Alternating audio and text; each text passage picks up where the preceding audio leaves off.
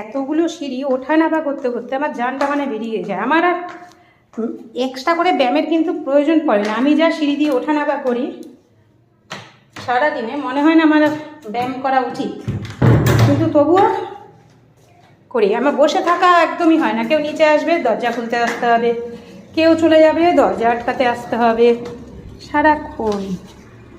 রোদের অবস্থা তো খুব খারাপ, খুবই খারাপ রোদের অবস্থা। আমার এই যে আমার দেখেন আমাদের ম্যাডাম চলে আসছে।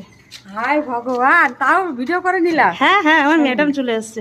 চলো ম্যাডাম, দেখবে চলো ওখানে কে আসছে, কে দোকানে আছে দেখো, আজকে দোকান কে চালাচ্ছে।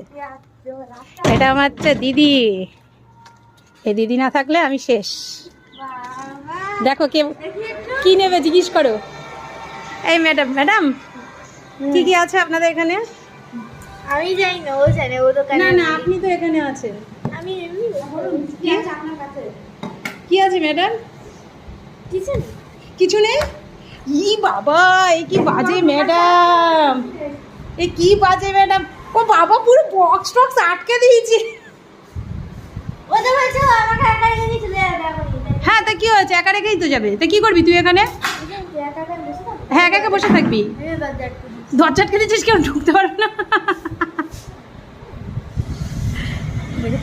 ওর খুব ইচ্ছা ছিল দোকানটাও একদিন বসবে, একদিন বসবে। আজকে মা নেই, ব্যাস। ঠিক না? দেখ তো ফিটিং বোতল জল খাওয়া, জলের বোতল না ফিটিং বোতল আছে, ফিটিং বোতল। তুই ফিটিং বোতলে জল খাচ্ছিস? ইয়েটা হ্যাঁ এমনি। দেখো কত সুন্দর পরিষ্কার করে দিয়েছে। তো আমার ম্যাডাম কি কি পরিষ্কার করেছে। আজকে কেন করতে দেয়নি? ও বলছে দেখো মুনি বকা দেবে। না, তোর করতে হবে না বাবা, তোমার করতে হবে না। তুমি একটা দিন আসছো, তোমার করতে হবে না। তুমি বসো, লোক আসলে বসো, ঠিক আছে? আর কিচ্ছু না, লোক আসলে দেখবে। এটা আটকে দিচ্ছিস কেন বাবা? হ্যাঁ? আরে ওখানে ফোনটা ও ছিল। হ্যাঁ হ্যাঁ, না ফোন ছিল। দেখো বুদ্ধি আছে। ওখানে ফোন রেখে। হবে হবে।